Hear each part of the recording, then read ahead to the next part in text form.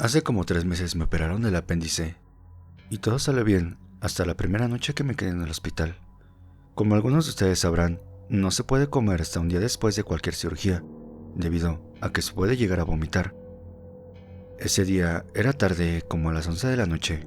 Yo tenía mucha hambre, pero las enfermeras no me dejaban comer. Me decían que no podía hasta el siguiente día.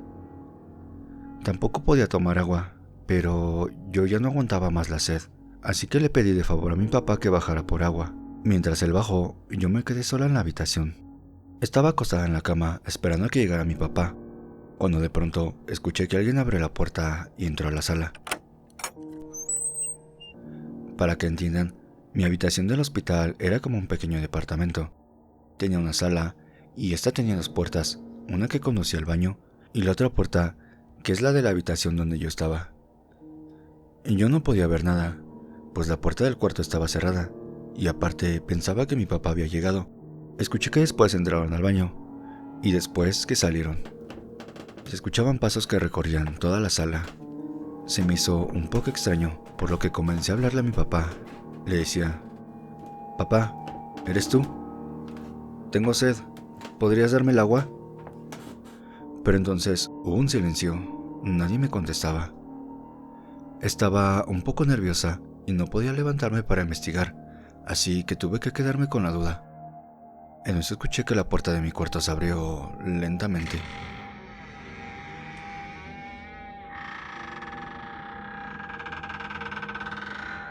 Yo solo decía: «¿Quién es?», pero nadie me contestó. La puerta se quedó entreabierta y después de unos segundos la cerraron muy fuerte.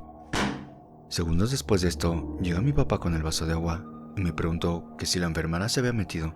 Yo le contesté que no estaba segura, pues se había escuchado que alguien estaba afuera, pero nadie me contestaba, y le pregunté: «¿Por qué lo dices?». «Es que dejaron todas las puertas abiertas», respondió. No le tomamos mucha importancia. Más tarde llegó mi mamá. Ella se iba a quedar conmigo para que mi papá regresara a casa a descansar.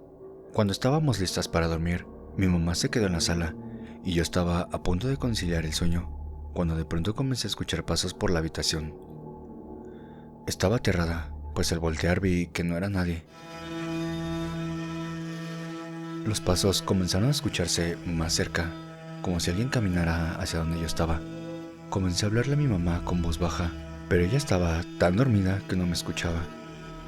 De pronto sentí que el colchón a un lado de mí se hundió, como si alguien se sentara. Lo que pasó a continuación hizo que temblara de miedo. Escuché una voz en mi oído, y era la misma voz de mi bisabuela que me decía: «Ya saliste de la cirugía, todo va a estar bien. Ya no tienes nada de qué preocuparte». Mi bisabuela acababa de morir hace un mes.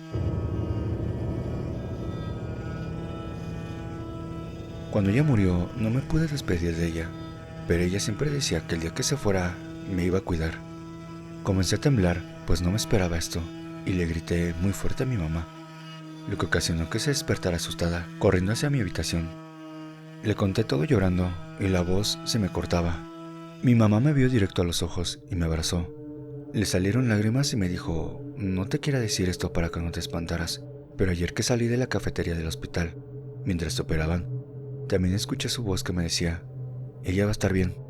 Les juro que me puse a llorar como un bebé. Mi bisabuela siempre había sido una persona muy perceptiva. Siempre veía y sentía cosas. Incluso casi la quemaban por brujería de joven. Esto último no sé si sea real o no, pero ella me cuidó, así que no dudo que lo siga haciendo.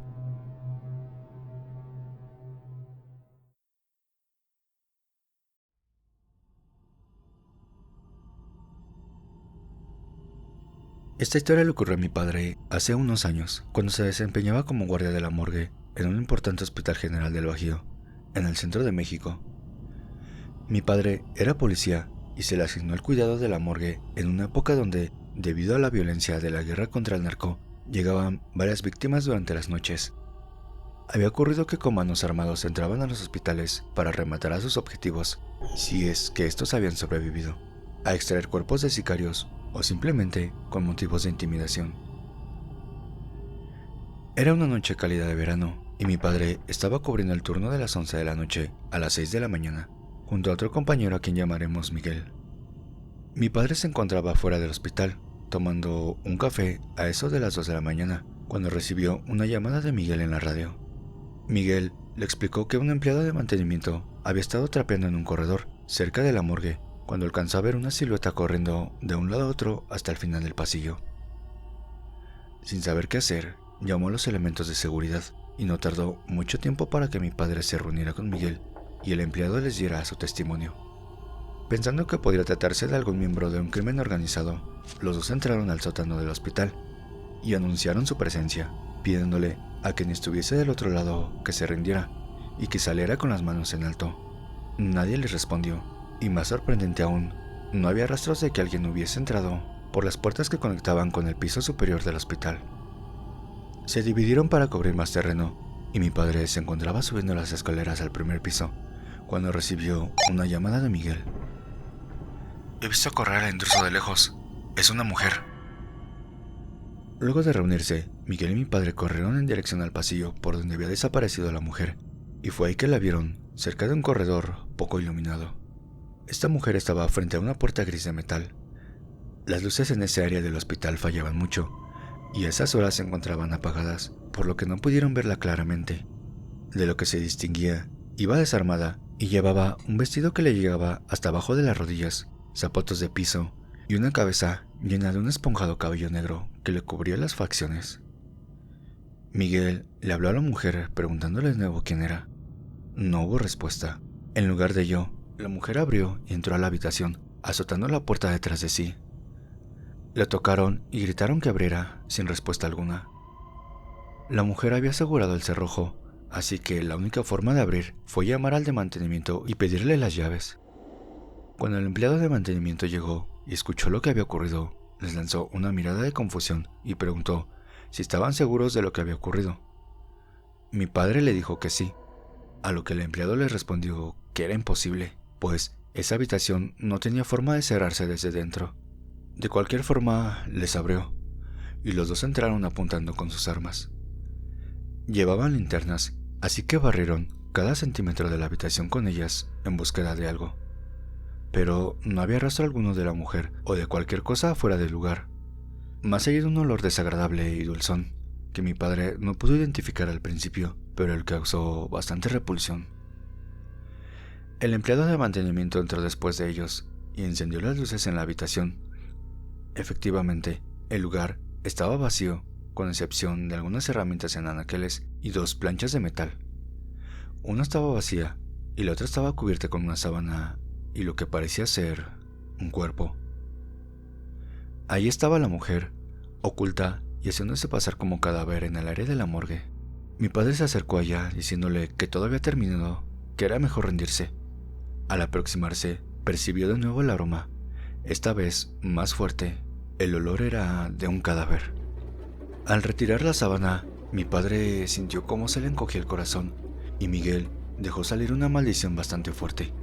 Ahí, bajo la plancha, y ya con rasgos de lividez cadavérica, estaba esa mujer, desnuda, con el esponjado cabello negro hecho una pasta y enmarcando su rostro, acrecentando aún más el aspecto tétrico de sus mejillas demacradas y las venas oscuras en ella.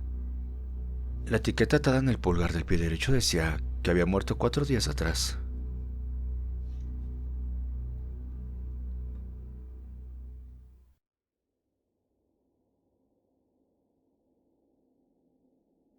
Esto que relataré me sucedió hace 15 años atrás. Me encontraba en casa de un amigo contando una que otra historia de terror y jugando a las cartas. De pronto cortaron la corriente y Tomás me propuso ir al hospital cerca de su casa, que tenía algunos años abandonado. Me retó para ver si tenía el valor de ir en ese momento que habían cortado la corriente, y sin pensar, acepté. Al llegar, fue muy fácil entrar, ya que las puertas y ventanas ya no existían. El silencio y la oscuridad provocó algo en mí de dudas si seguir o regresarnos a casa, pero ahí seguía Tomás con su sonrisa pícara. Me retaba aún más al decirme que era un cobarde. Encendimos las linternas y con pasos lentos continuamos entrando en aquel hospital escalofriante. Sí, porque era lo que yo sentía en ese momento. El lugar se sentía muy frío. Llegamos a la recepción, donde aún habían algunos papeles viejos con algunos nombres. Seguimos avanzando entre escombros y habitaciones que olían a humedad, en el mejor de los casos. A pesar de que me moría de miedo, había algo en ese hospital que te atraía cada vez más hasta sus entrañas, como si estuviéramos en trance, porque, sin darnos cuenta, ya habíamos avanzado demasiado, a lo que yo le dije a Tomás que se diera la vuelta y mirara hacia atrás. Ya habíamos perdido la entrada y nos encontrábamos atrapados en un punto que ni ventanas había. Sin embargo, continuamos la marcha hasta que descubrimos unas escaleras, las cuales subimos hasta el 5.º piso, donde nos detuvimos por algunos segundos, sin saber si ir para la derecha o la izquierda. De pronto se escuchó un ruido escalofriante que provocó mucho miedo en ambos.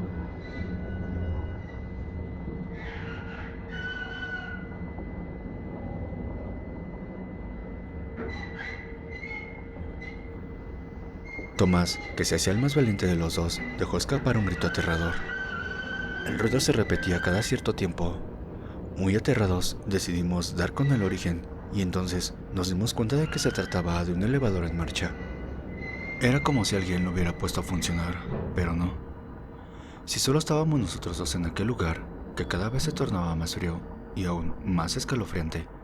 Aún así, Tomás seguía insistiendo en seguir buscando no sé qué. Luego sentimos a alguien quejándose muy leve. En ese preciso momento, mi miedo se transformó en un terror inexplicable. Tomás me tomó del brazo y se dio cuenta de que mi cuerpo estaba temblando sin control. Entonces fue cuando me dijo, ya casi nos vamos, pero no sin antes averiguar quién se queja del dolor. Puede ser alguien gravemente herido. Si lo ayudamos, podemos salir en las noticias. Así, era Tomás. Él siempre decía que había venido a este mundo para hacer algo más grande. Me pidió que me quedara parado en el lugar mientras él averiguaba qué sucedía. Lo vi entrar en una habitación donde se demoró por un largo tiempo. Había un silencio horrendo donde podía sentir latir mi corazón a 1000 por segundo. Todo cambió de pronto cuando el ascensor volvió a hacer su recorrido. Ya no sabía si subía o bajaba, solo sé que me atormentaba hasta más no poder. El silencio se volvió a hacer presente. Sentía algo o alguien por detrás de mí, y al darme la vuelta no había nada. Sin embargo, podía sentir unos pasos como si alguien caminara con chanclas. Muy aterrado, decidí avanzar en búsqueda de Tomás, y para mi sorpresa, Tomás estaba sentado en una silla, temblando hasta más no poder y sin pronunciar palabras. Estaba en shock. Su cuerpo sudaba tan frío que parecía bloque de hielo. Luego algo tocó mi espalda, y cuando volteé a mirar, el horror se apoderó de mí, y aún más al darme cuenta que habían dos mujeres observándonos de una forma escalofriante. Mi linterna se cayó al suelo. Tuve un segundo para poder ver a aquellas mujeres. Esto es lo poco que puedo recordar. Estaban semidesnudas, solamente traían ropa interior y una blusa semitransparente. Eran pálidas a morir. Pensándolo bien, es como si nunca hubieran salido de aquel viejo hospital. Las facciones de la cara no las recuerdo. Les mentiría en hacer cualquier descripción de ellas, pero de su cabeza les escurrían escasos mechones de cabello. Pensé que moriría aquella noche, ya que mi pecho se me apretaba, dejándome sin aire. Me convencí a mí mismo de no tener miedo. Sin embargo, era en vano. No pude evitar que mi garganta reaccionara con un gran grito de horror que retumbó en todo aquel lugar. Mi eco se esparció por todo el lugar, dejándome a mí mismo horrorizado. Tomé la linterna y apunté otra vez a las mujeres, pero ya no había nadie. Le di unas bofetadas a Tomás para que reaccionara, y sí que lo hizo. Salimos tan rápido como pudimos, y cuando estábamos por llegar a la salida, un señor nos salió al paso. Se trataba de Fabio, un gran amigo de mi mamá, el cual nos preguntó que qué hacíamos en ese lugar, a esas horas de la noche. En ese momento no respondimos sus preguntas, ya que estábamos locos por salir de ahí. Le di la mano y nos marchamos. Ya en la parte de afuera le pregunté a Tomás qué había visto, pero hasta el día de hoy nunca me quiso contar. Al siguiente día le conté a mi mamá todo lo que habíamos experimentado, y como que no creyó en mí. Sin embargo, cuando le dije que había visto a su amigo Fabio, me miró de una forma extraña y luego me dijo que no podía ser cierto, porque Fabio había muerto algún tiempo atrás. De hecho, a Fabio lo habían encontrado muerto en uno de los ascensores de aquel hospital abandonado. Después de todo lo vivido, ya no supe cómo reaccionar. Mi madre nunca me creyó, pero Tomás y yo sabemos que todo fue real. Buenas noches.